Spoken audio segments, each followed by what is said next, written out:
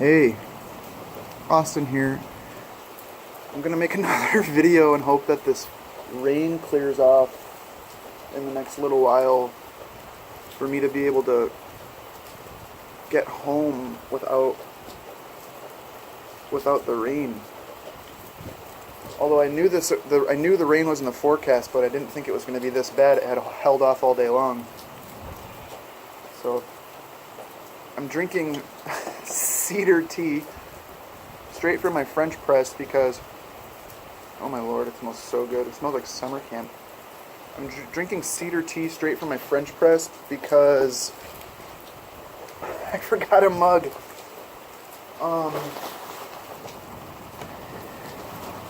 I was kind of in this mode leaving the house. I was like, oh, it's raining. I should kind of get to where I want to go quick. And I'm underdressed for this, but whatever. And forgot my little mug, so I'll just have to dual purpose it. Oh, so good. It's so... One thing that a lot of city people will have no clue about, and I would consider myself a city person, but one thing that most city folks have no clue about is that almost every evergreen tree you can make tea out of, and it's so easy. It's super easy. So this is cedar, northern white cedar, and I just cut the leaves into little sections like this, and if you have a French press, it works perfectly. You just put boiling... Some people say you're not supposed to put boiling water in. I think... I like super hot drinks, and the only thing that the boiling water does is it might make it more bitter than if you just use a little bit of warm water, or almost boiling water. But, so you can use these to make tea. Like white pine is really good. I've had spruce. This is the first time I've ever had cedar. I've had fir before. So, what did I want to talk about? I'm out at the marina, and I wanted to talk about marinas. I love coming down to marinas. I've always found myself drawn to them since I live near them. But, you know, they're always kind of sad places, marinas. Especially in kind of low income sort of towns like Ashland, or in the island that I lived on in the Azores. It was sort of low income, and, you know, a lot of these boats are people's like projects. They're like people's blue-collar dream, man. Like, they worked their whole adult life to be able to buy this boat, and every summer they work a little bit on it, and they paint this, and they build this cabinet that they can afford to build that summer, and they sail it. They sail it anyway. And then it sits for the winter, and on it, in its cradle or on its stands, and it sits all winter. The person might be working all winter to save money, and then they come April, come late March, they come back and they start working on their spare time in the weekend and in the evenings. And a lot of times, this is when their life starts to come back. And you'll see cars that are parked next to boats, and people just going to town on boats. And then most of these blue-collar marinas, you know, they're kind of under the same sort of what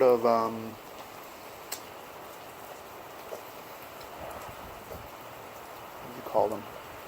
Sort of the same constraints that the patrons are under, you know, limited funds, limited resources, limited interest in, you know, even having a boat in the marina in the first place.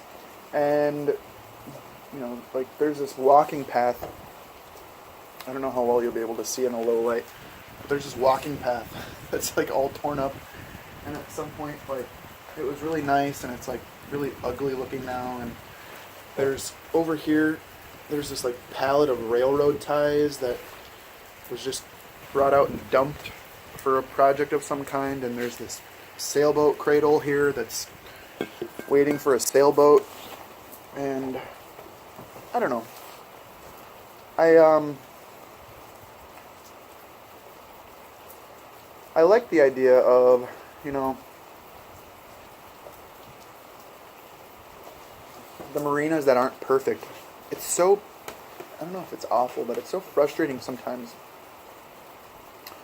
going to these like big, big money, big income marinas that I've been to too, and go to Barcelona, and both of the marinas in Barcelona are unbelievable. I mean, I don't begrudge anyone for anything that they have there, but it's just like there's something dishonest about it, because all the I shouldn't say all, but most of the maintenance on those boats and those big marinas, those people never do on their own. They pay people to do it. And a lot of the people that own those big boats, they probably never have half the adventures that these blue collar sailors go and have,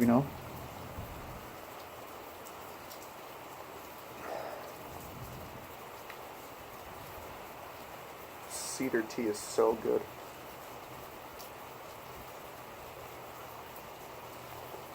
But yeah, a lot of the sailor friends that I've ever made, when I was in the Azores, they were people that had worked their entire lives for these boats. And when they finally had them, they enjoyed the hell out of them. And they took care of their things, and they knew their boats inside and out, and knew everything about how to take care of them and how to fix them. And had some of the most genuine adventures. They didn't sit on their boat and slurp on margaritas. They were the kind of people that were going and meeting people, and I don't know. That's not everybody's adventure either, but I think big money tends to disconnect people from those enjoyments.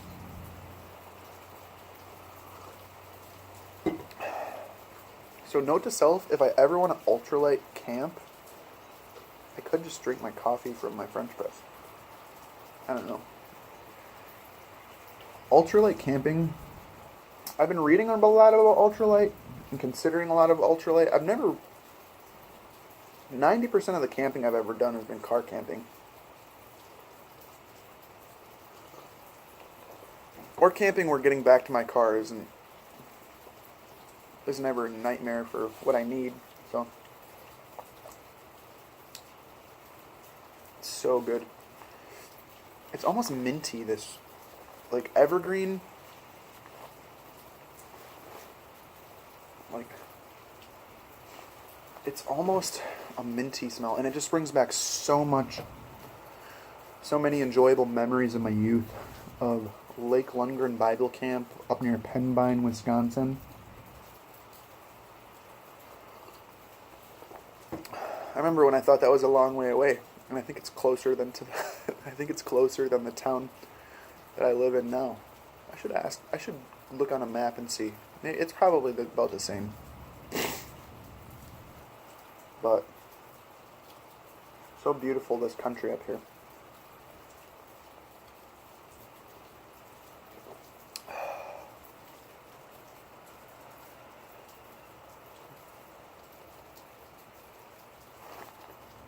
Sounds like the rain's subsiding a little bit.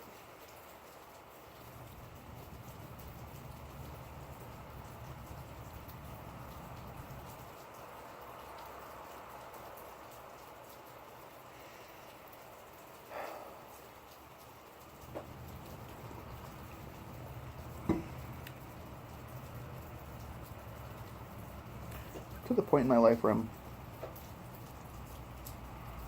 I don't know what I want.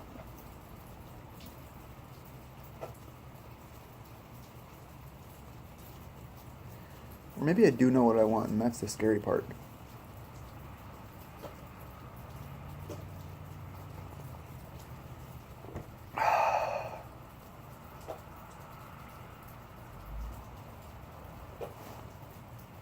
I wish more people had a chance to sit and do this kind of stuff. Too many people in the world.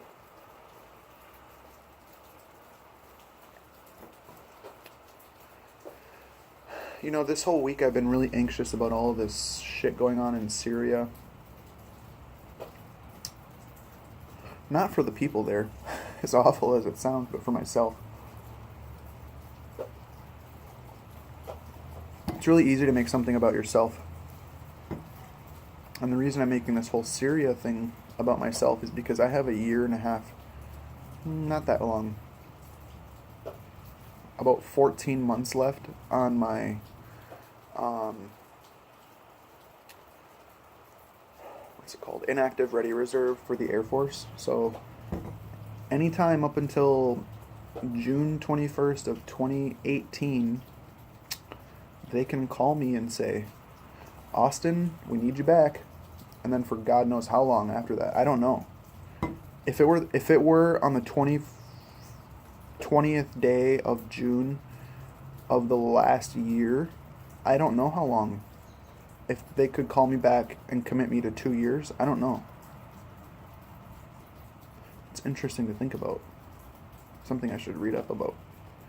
But anyway, you know, as much as we're not supposed to make politics a thing while we're in the military, I always had a lot of respect for Barack Obama.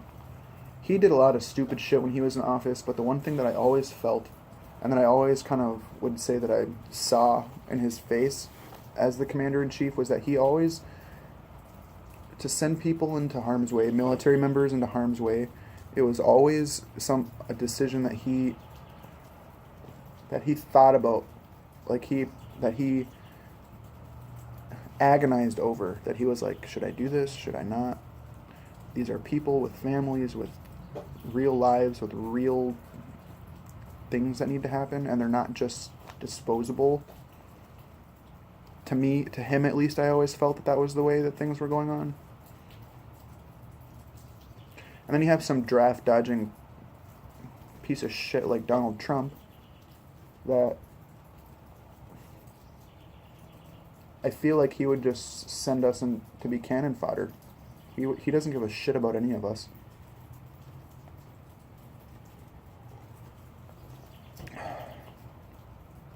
And I suppose at the end of the day, any of them don't give a shit about anybody, but I mean, just seeing the kind of dumb decisions that guy makes with a whim, you know? It's scary to think about your life being at the mercy of someone like him.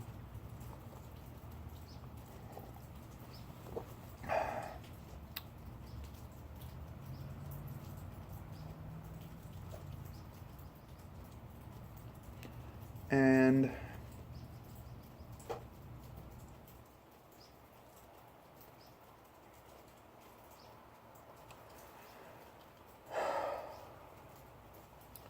you know, I was thinking the other day about kind of how so much of the stuff going on in the world is just a lot of old men and women, but mostly old men from all over the world that have these ideas about how the world should work and about how other people live and how awful they are and all of this. And you know, little do they know that most of the young people in the world, I think, want the same things. I really do. I think as the world gets more connected and young people become more connected with one another and know other young people all over the world, that young people the world over generally want the same kind of things. They have sort of seen all the opportunities to make a shitload of money just disappear. They've sort of seen that just disappear with their parents. You know, they generally understand that you won't get hardly half the things that you wanted when you were a kid as an adult. But just a little bit of money to not live in a shit part of town, to have only our biggest worries taken care of, our medical care, our, I would be stressed out paying rent month to month if I knew that my medical care was going to be taken care of.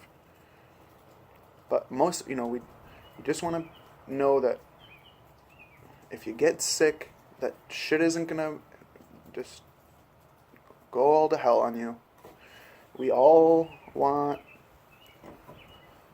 someone to love and at least one opportunity in all the days that we will live to not do something that we dread with every bone in our body. And I don't think that all of these men that make these decisions give a shit about that or consider that when they make decisions. I mean, I would be super interested to put 50 Russian kids in a room, 50 Russian millennials in a room, and 50 American millennials in a room, and just have them talk. See what they want, see what they think about each other.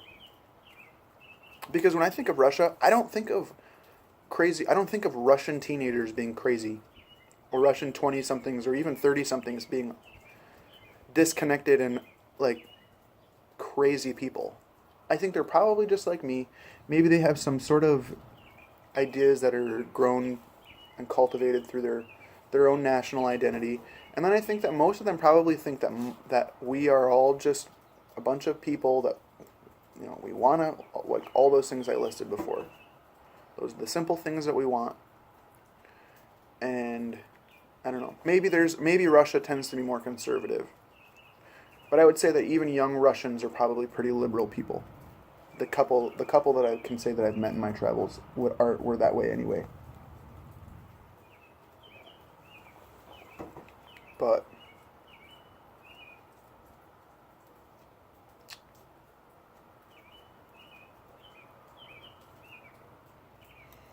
I don't know. I just hope that the younger generation gets a chance to show that we can do shit before the fucking world just turns to, what did they say? Fire and brimstone?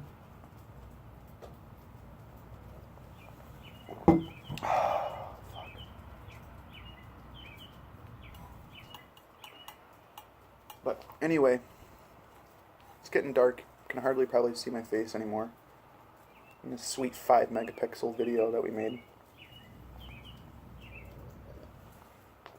It's like a tea stein. But thanks for watching. Looks like the rain's finally held off. I'm gonna put all this shit away in my bag and get to the house before it starts raining again. It's April 10th? April 9th. April 9th, and we're supposed to have 4 inches of snow tomorrow. Welcome to the Northwoods. Take care, and come back for and watch again sometime soon.